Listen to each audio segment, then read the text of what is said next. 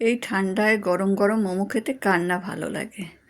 আমি তো বানিয়ে ফেললাম, আমার দারুণ লাগে, আমাদের বাড়িরও সবারই ভালো লাগে। এই দেখুন, চিনে বাদাম আর কাজু বাদাম ভেজে রেখেছি, ঠান্ডা করে মিক্সারে দিয়ে দিয়েছি। এদিকে টমেটো, শুকনো লঙ্কা, রসুন, আদা এটা হালকা করে ভেজে নেব, ভেজে ঠান্ডা করে এটাও মিক্সারে দিয়ে দেবো। এদিকে ভিনিগার, সন্দক লবণ আর সয়া সস,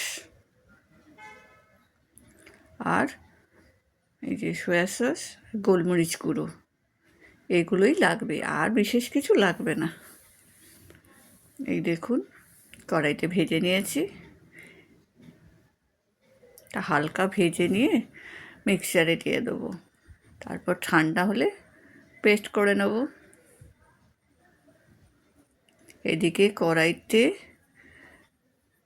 গাজর, পেঁয়াজ, কাঁচা লঙ্কা আর রসুন হালকা করে ভেজে নেব, তার মধ্যে সয়া সস, এদিকে মিক্সারেও একটু সয়া সস দিয়ে দেবো।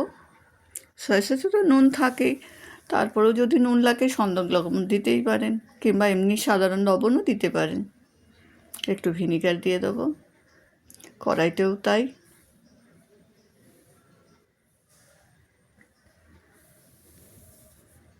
একটু গোলমরিচ গুঁড়ো দিয়ে দেবো। গাজর আর পেঁয়াজটা একটু হালকা ভাজা হয়ে গেছে, এরপর গ্রেট করা বাঁধাকপি দিয়ে দেবো। সুস্বাগত বন্ধুরা, আমি অনামিকা, মুম্বাই, মহারাষ্ট্র থেকে। আমার ভিডিওটা কেমন লাগলো অবশ্যই জানাবেন।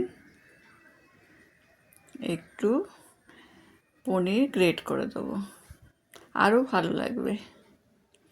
শীতের সময় তো অনেক রকম সবজি পাওয়া যায়, যে যেটা খেতে পছন্দ করেন সেটা দিয়েই বানাবেন। এদিকে দেখুন, পেস্টটাও হয়ে গেছে, কি সুন্দর লাগছে। ভেজও হয়, নন ভেজও হয়, আপনাদের পছন্দ মতন বানিয়ে নেবেন, কিন্তু খেতে দারুণ লাগে। এই দেখুন, হয়ে গেছে। এরপর ময়দা মেখে রেখেছি, সেটা লুচির মতন করে বেলে নেবো, তারপর এই পুরটা দিয়ে দেবো। এই দেখুন,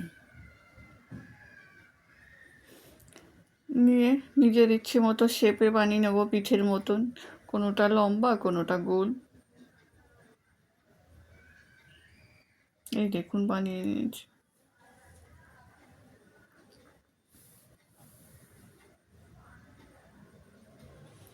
এই দেখুন, একটা বানিয়েছি লম্বা, এবার গোল বানাবো।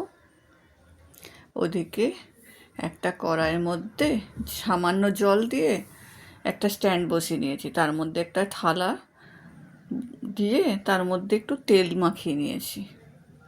জলটা গরম হচ্ছে, তার মধ্যে এগুলো দিয়ে 15 থেকে 20 মিনিট স্টিম নিয়ে নেব, ঢাকনা দিয়ে দেবো তার উপরে।